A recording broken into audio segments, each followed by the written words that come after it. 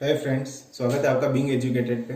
मेरा नाम है विक्रम सिंह और स्टैटिक जीके की सीरीज में आज हम पढ़ेंगे nuclear power plants of Bharat. Bharat में कुल 7 न्यूक्लियर पावर प्लांट्स हैं।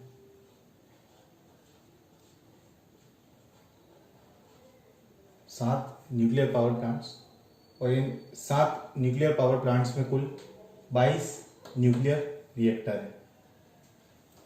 न्यूक्लियर रिएक्टर और ये 7 न्यूक्लियर पावर प्लांट्स या फिर 22 न्यूक्लियर रिएक्टर 6 राज्यों में आते हैं। 6 राज्यों में आते हैं। मैप में समझने से पहले एक बार हम इसको समझ लेते हैं कि न्यूक्लियर पावर प्लांट्स और न्यूक्लियर रिएक्टर को हमारे देश में किसके द्वारा चालित किया जाता है। हमारे भारत में है department of atomic energy,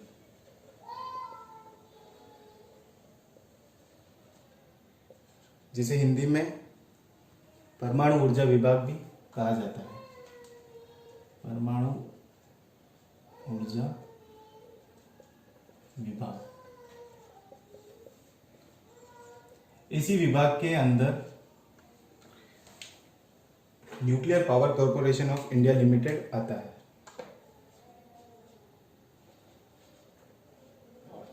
nuclear power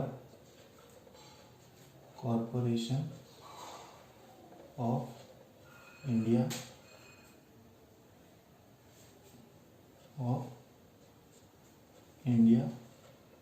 limited. ये पीएसयू है। पीएसयू का मतलब होता है पब्लिक सेक्टर अंडरटेकिंग, यानी कि ये पूरी तरीके से गवर्नमेंट के द्वारा ओन किया जाता है। पूरी तरीके से गवर्नमेंट ही इसकी मालिक होती है। Nuclear power corporation of India limited का काम यही होता है कि भारत में न्यूक्लियर पावर की सहायता से किस तरीके से बिजली का उत्पादन किया जा सकता है। भारत में न्यूक्लियर एनर्जी की सहायता से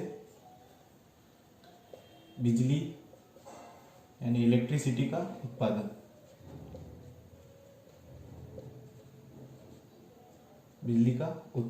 किया जा सकता है।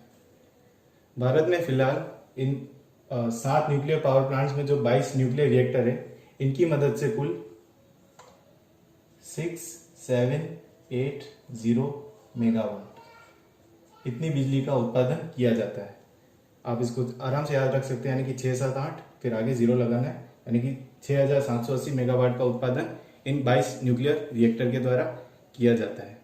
आइए अब मैप के अंदर समझते हैं कि किन राज्यों में ये न्यूक्लियर रिएक्टर आते हैं।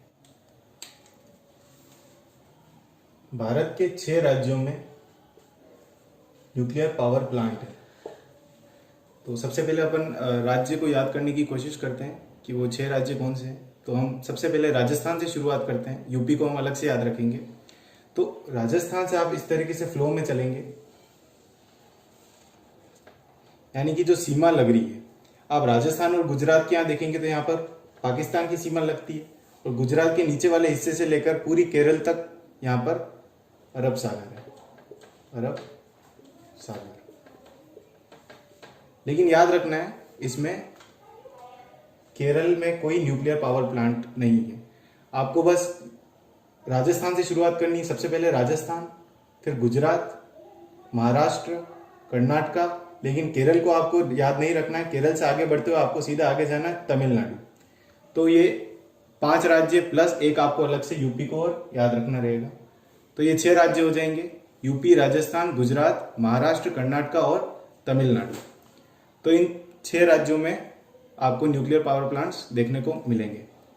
अब आपको ये देखना होगा कि हर राज्य में कितने न्यूक्लियर पावर प्लांट्स हैं।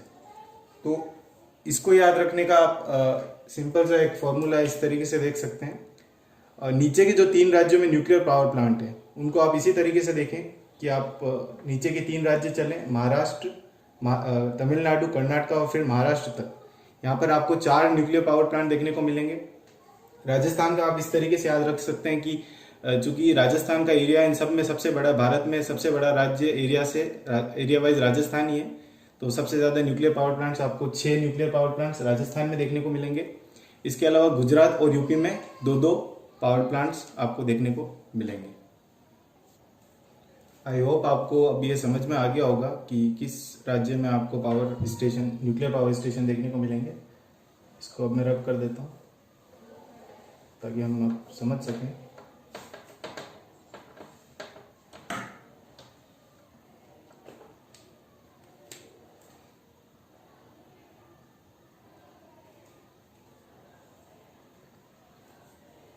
तो शुरुआत करते हैं अपन राजस्थान से कि इसमें कौन सा आपको न्यूक्लियर पावर प्लांट देखने को मिलेंगे।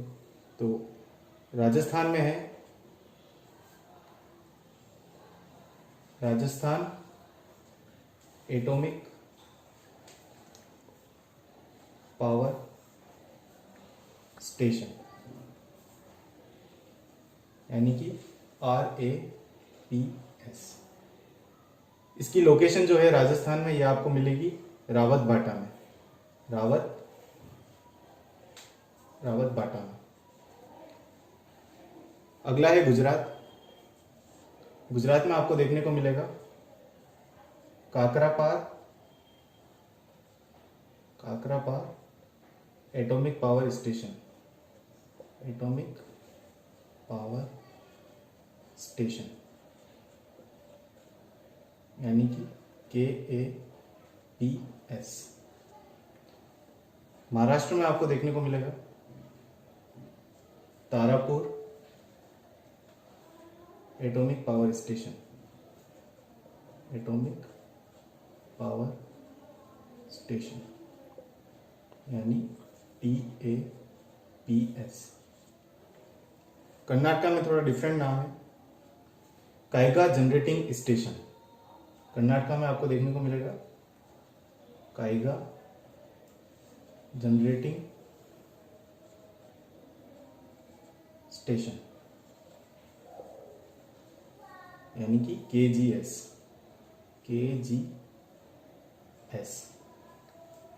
केरला में हमने जैसा कि बोला, यहाँ कुछ है ही नहीं, यहाँ कोई एटॉमिक पावर स्टेशन नहीं है। इन सभी राज्यों में तमिलनाडु ही एक ऐसा मात्र राज्य आपको देखने को मिलेगा जहां पर आपको 2 न्यूक्लियर पावर स्टेशन देखने को मिलेंगे। एक है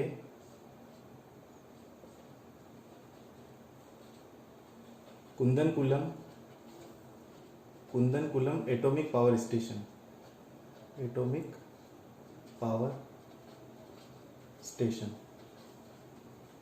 यानी KKAPS, और इसकी लोकेशन पड़ती है कालपक्कम में, तमिलनाडु के कालपक्कम में। और तमिलनाडु में जो दूसरा न्यूक्लियर पावर स्टेशन है वो है Madras atomic power station,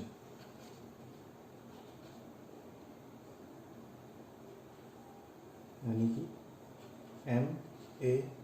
MAPS। Last रह जाता है यूपी। यूपी में आपको देखने को मिलेगा Narora atomic power station, Narora atomic power station, यानी NAPS। तमिलनाडु में हमने देखा था कि 2 न्यूक्लियर पावर प्लांट्स है, लेकिन यहाँ पर रिएक्टर कितने हैं? 4 न्यूक्लियर रिएक्टर। तो चूंकि यहाँ पर 2 है तो 2 न्यूक्लियर रिएक्टर यहाँ पर है और 2 न्यूक्लियर रिएक्टर यहाँ पर है। सभी रिएक्टर्स और सभी पावर प्लांट्स में सबसे ज़्यादा बिजली का उत्पादन यही होता है कुंदनकुलम एटॉमिक पावर स्टेशन में। 2 रिएक्टर होने से मतलब यहाँ पर 1+1, पहला यूनिट दूसरा यूनिट। इसमें भी लगभग नहीं सॉरी पूरी 1000 मेगावाट की बिजली का उत्पादन होता है और इसमें भी 1000 मेगावाट बिजली का उत्पादन होता है, यानी कि 1000 प्लस 1000 कुल 2000 मेगावाट बिजली का उत्पादन अकेले कुंदनकुलम एटॉमिक पावर स्टेशन की सहायता से किया जाता है। राजस्थान में हमने देखा था यहाँ पर 6 न्यूक्लियर रिएक्टर्स हैं, तो इनको हम इस तरीके से देखते हैं: first unit, second unit, third unit, fourth unit, fifth unit और सिक्स्थ यूनिट। तो पहली यूनिट में 100 मेगावाट की एनर्जी, दूसरी में 200 और बाकी के इन 3, 4, 5, 6 में 220 मेगावाट की एनर्जी का उत्पादन किया जाता है। ये हमने राजस्थान की बात की। बात करें हम गुजरात की, तो गुजरात में 2 ही हैं, फर्स्ट यूनिट और सेकंड यूनिट। दोनों में ही 220 और 220 मेगावाट एनर्जी का उत्पादन किया जाता है। एक बात आप गुजरात में और याद रखिएगा, अभी हाल ही में काकरापार एटॉमिक पावर स्टेशन में थर्ड यूनिट भी क्रिटिकलिटी में आ गई है। क्रिटिकलिटी में आने का मतलब है कि उसके द्वारा भी अब बिजली का उत्पादन किया जाना चालू कर दिया है, जिसका है 700 मेगावाट। लेकिन मैंने यहाँ पर आपको 2 ही बताए, थर्ड वाला ऐड इसलिए नहीं किया क्योंकि जब मैं वेबसाइट पे गया था nuclear power corporation of India limited की, तो वहाँ पर न्यूज़ में तो था 700 मेगावाट, लेकिन अभी तक उसको लिस्ट में फर्दर ऐड नहीं किया गया है, इसलिए मैंने अभी तक इसमें 2 ही बताया। आप याद रख सकते हैं कि ये अभी करंट न्यूज़ है, 2+1 की तरह से भी आप इसको गुजरात में याद रख सकते हैं, जहाँ पर थर्ड यूनिट में 700 मेगावाट एनर्जी का उत्पादन अब किया जाएगा, जिससे गुजरात की जनता को काफ़ी फायदा होगा। महाराष्ट्र में देखें तारापुर एटॉमिक पावर स्टेशन, यहाँ पर 4 न्यूक्लियर रिएक्टर है और चारों ही जिसमें फर्स्ट यूनिट, यहाँ पर मैं लिख देता हूँ, फर्स्ट, सेकेंड, थर्ड और फोर्थ। पहले 2 यूनिट में 160 मेगावाट एनर्जी का उत्पादन किया गया और बाकी के दोनों में 540। इसको हम अच्छे से चार्ट में भी समझेंगे, फिलहाल आप इसको इस तरीके से देख लो। और कायगा जनरेटिंग स्टेशन में 4 यूनिट्स हमने देखे हैं, 1, 2, 3, 4 और इन चारों में ही 220 मेगावाट एनर्जी का उत्पादन किया जाता है। चारों में ही का मतलब है कि 220 पहले यूनिट में भी, दूसरी यूनिट में भी 220, तीसरी में भी और चौथी में भी 220 मेगावाट एनर्जी का उत्पादन किया जाता है। तमिलनाडु में 2 न्यूक्लियर प्लांट्स हैं, इसमें हम कुंदनकुलम का देख ही चुके हैं। 1000 + 1000 यानी कि दोनों यूनिट में कुल मिलाकर 2000 मेगावाट एनर्जी का उत्पादन किया जाता है, जो कि सभी न्यूक्लियर पावर प्लांट्स में सबसे ज़्यादा है। और मद्रास एटॉमिक पावर स्टेशन में भी 2 ही हैं, फर्स्ट प्लस सेकंड यूनिट, तो दोनों में ही 220 मेगावाट एनर्जी का उत्पादन किया जाता है। एक गलती यहाँ मैंने कर दी, यहाँ कालपक्कम मैंने कुंदनकुलम में बता दिया, हालांकि ये मद्रास एटॉमिक पावर स्टेशन का पार्ट है। मतलब Madras atomic power station Tamil Nadu के कालपक्कम में स्थित है।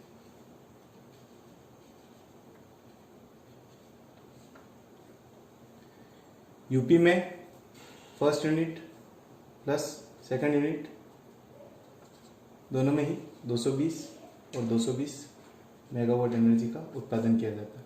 ये मैंने आपको रफली आइडिया दे दिया है मैप में किस राज्य में न्यूक्लियर पावर प्लांट्स कहाँ हैं, हर न्यूक्लियर पावर प्लांट्स में कितने यूनिट से और हर यूनिट से कितनी एनर्जी का उत्पादन किया जाता है। अब इसको हम अच्छे से चार्ट की मदद से समझेंगे। आइए अब चार्ट की मदद से समझते हैं nuclear power plants of Bharat को, कि इसमें कितने यूनिट से और हर यूनिट से कितना बिजली का प्रोडक्शन होता है। तो इसमें पहले कॉलम में न्यूक्लियर पावर प्लांट्स है, जिसमें आप देख सकते हैं कि मैंने नॉर्थ से लेकर साउथ तक इसको अरेंज किया है। सेकंड कॉलम में आपको नंबर ऑफ रिएक्टर्स या नंबर ऑफ यूनिट्स देखने को मिलेंगे कि हर न्यूक्लियर पावर प्लांट्स में कितने यूनिट्स है, और थर्ड कॉलम में आपको देखने को मिलेगा हर यूनिट से कितना बिजली का प्रोडक्शन होता है। तो भारत में जैसा मैंने पहले बताया कि सबसे बड़ा राज्य जो है भारत का राजस्थान है, तो उस तरीके से हम इस चीज़ को समझ लेंगे कि सबसे ज़्यादा नंबर ऑफ रिएक्टर्स या नंबर ऑफ यूनिट्स राजस्थान में होंगे, वो कितने हैं, वो हैं 6। और नीचे के 3 राज्य जो हैं, जिसमें तमिलनाडु, कर्नाटका और महाराष्ट्र, इसमें हमने कहा था केरल को नहीं लेना है। तो इसको याद रखने के मैंने बताया था कि तमिलनाडु, कर्नाटका और महाराष्ट्र, नीचे से ये जो साउथ इंडिया के जो 3 राज्य हैं, इन तीनों में कितना होता है? 4-4 यूनिट, 4-4 यूनिट्स इन तीनों में, 4-4 रिएक्टर इन तीनों में है। तो उसी हिसाब से इनको अरेंज करेंगे। तमिलनाडु में 4 यूनिट्स, कर्नाटका के कायगा जनरल स्टेशन में भी 4 यूनिट्स और तारापुर में भी 4 यूनिट्स। और जो तमिलनाडु है, ये 4, 2 और 2 से मिलके बन रहा है, क्योंकि वहाँ पर 2 पावर प्लांट है। कुंदनकुलम में 2 यूनिट्स और मद्रास वाले में 2 यूनिट्स, तो 2 + 2 आपको 4 मिलेगा। अब बचे 2 प्लांट्स, नरोरा एपीएस यूपी में और काकरापार एपीएस गुजरात में। तो ये दोनों बचे थे, इन दोनों में मैंने बताया था 2 इसमें और 2 इसमें न्यूक्लियर रिएक्टर्स हैं। अब बात करते हैं प्रोडक्शन की। तो सबसे पहले देखते हैं यूपी और गुजरात का ही देख लेते हैं, सबसे कम जिनमें उनका देखते हैं। फर्स्ट और सेकंड यूनिट, इसमें भी फर्स्ट और सेकंड यूनिट। तो इन दोनों में ही 220 मेगावाट की एनर्जी का प्रोडक्शन होता है। 220 इन दोनों में, 220 और इन दोनों में भी।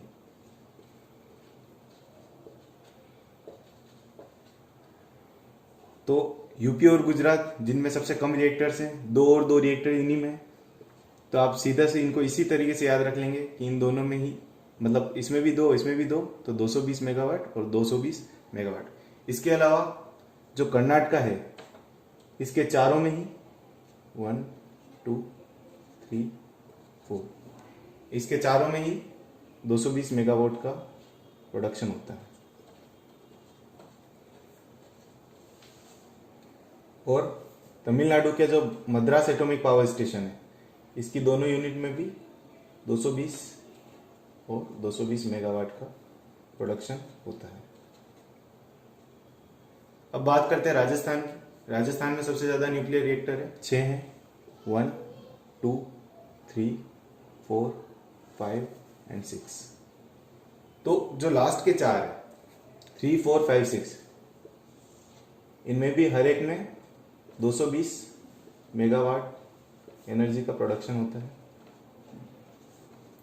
और स्टार्टिंग के जो 2 है, इनमें 100 मेगावाट और 200 मेगावाट एनर्जी का प्रोडक्शन होता है। तारापुर की बात करते हैं। तारापुर एपीएस महाराष्ट्र में है।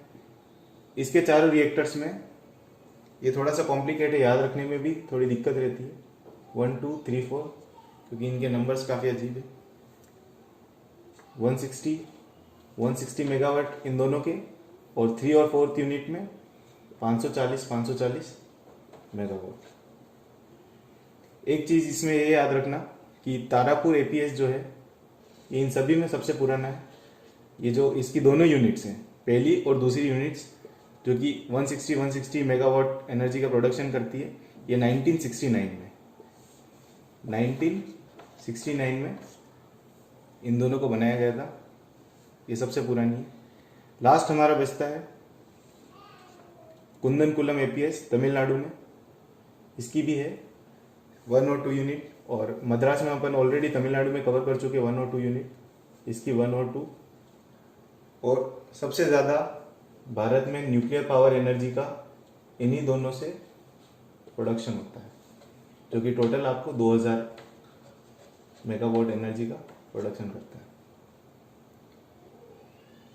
आइए अब हम टोटल इनका देख लेते हैं कि टोटल प्रोडक्शन इसमें कितना हमें देखने को मिलेगा।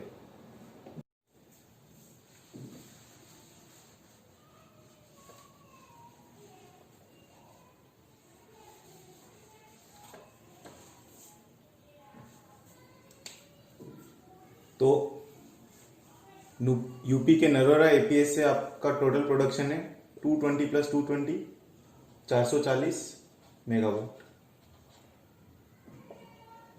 राजस्थान के आपके 6 रिएक्टर से टोटल प्रोडक्शन हो जाएगा 1180 मेगावाट। काकरापार गुजरात में जो है एटॉमिक पावर स्टेशन, यहां से भी आपको टोटल देखने को मिलेगा 440 मेगावाट।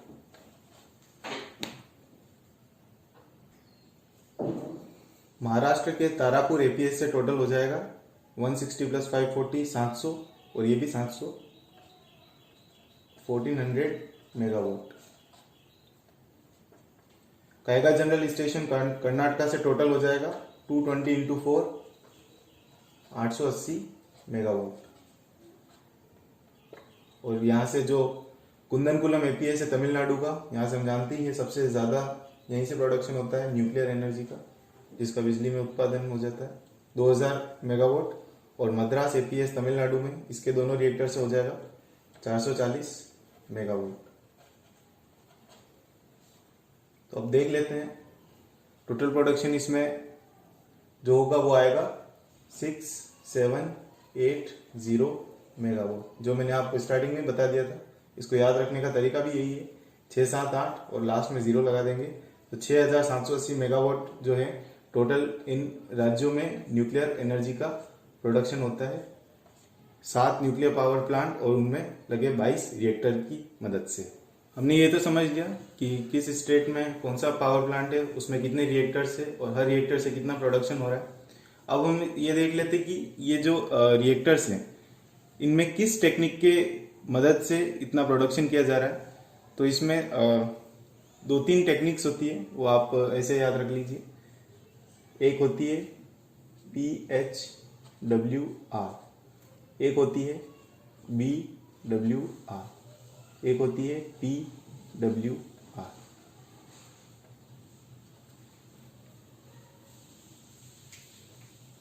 PHWR का मतलब है pressurised heavy water reactor. Pressurised heavy water reactor. BWR का मतलब होता है boiling water reactor. Nuclear energy production करने में BWR जो है ये काफी पुरानी टेक्निक है, अब इसका इतना इस्तेमाल नहीं होता। और इसका इस्तेमाल भी पहले जो सबसे स्टार्टिंग में जो 2 न्यूक्लियर रिएक्टर सेटअप किए गए थे उन्हीं में इस्तेमाल होता था। अब आगे चल के ये BWR कहीं भी इस्तेमाल नहीं होता। लास्ट है PWR, pressurised water reactor. Pressurised water reactor. तो अब हम देख लेते हैं किसमें कौन सी टेक्निक का इस्तेमाल होता है। ये तो मैंने बता ही दिया कि इसमें BWR टेक्निक का इस्तेमाल होता है, यानी कि तारापुर, महाराष्ट्र में जो तारापुर एपीएस है इसकी पहली और दूसरी यूनिट, यहां मैं लिख देता हूं, फर्स्ट एंड सेकंड यूनिट में होता है BWR, और जो वापस 3 और 4 थे इसमें हो जाएगा आपके PHWR। इन दोनों में हो जाएगा PHWR। नरोरा यूपी, इन दोनों में ही जो पहली और दोनों यूनिट्स हैं इन दोनों में ही PHWR यानी प्रेशराइज हेवी वाटर रिएक्टर। इन 6 में PHWR, इसमें भी PHWR, काकरापार में भी PHW का। और तारापुर में मैंने बता ही दिया कि पहली और दूसरी यूनिट जो कि सबसे पहले सेटअप की गई थी, काफी पुरानी टेक्निक है, अब इसका इस्तेमाल नहीं होता। बॉइलिंग वाटर रिएक्टर तो पहली और दूसरी यूनिट में हो गया। बाकी जो आगे की तीसरी और चौथी यूनिट है 540 मेगावाट जिसमें एनर्जी का प्रोडक्शन होता है, इन दोनों में PHWR। Kaiga general station Karnataka में PHWR। और लास्ट में जो मद्रास एपीएस है इसकी दोनों में ही होता है PHWR। जो कुंदनकुलम एपीएस है इनकी जो दोनों यूनिट्स हैं इसमें आपको याद रखना है PWR का टेक्निक का इस्तेमाल होता है। PWR, प्रेशराइज्ड वाटर रिएक्टर, जिसमें भारत में सबसे ज्यादा न्यूक्लियर एनर्जी का प्रोडक्शन किया जाता है। यानी कि सिर्फ आपको ध्यान रखना है कि जो तारापुर महाराष्ट्र में जो एटॉमिक पावर स्टेशन है इनकी पहली दोनों यूनिट में BWR का इस्तेमाल होता है, और जो कुंदनकुलम एपीएस है इनकी दोनों यूनिट्स में जिसमें सबसे ज्यादा प्रोडक्शन होता है PWR का टेक्निक का इस्तेमाल होता है। बाकी जितना भी बचता है उन सभी में PHWR यानी कि प्रेशराइज्ड हैवी वाटर रिएक्टर का इस्तेमाल किया जाता है। तो गाइज ये था आज का वीडियो। आई होप आप सभी को समझ में आया होगा। Thank you everyone. This is Vikram Singh signing off.